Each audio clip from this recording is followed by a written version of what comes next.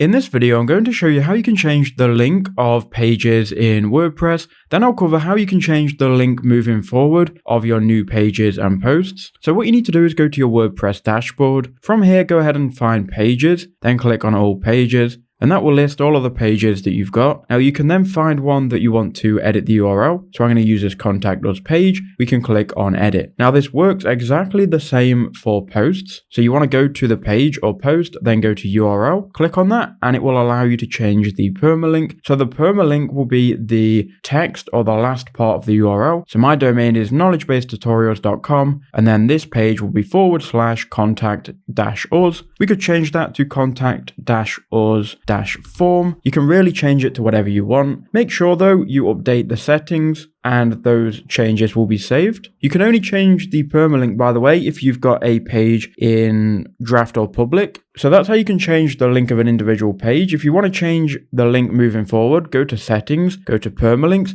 Here you can see by default it will be set to the post name, but you can change it to any of these if you like. But that's how you can change the page URL in WordPress. I hope that helped you out.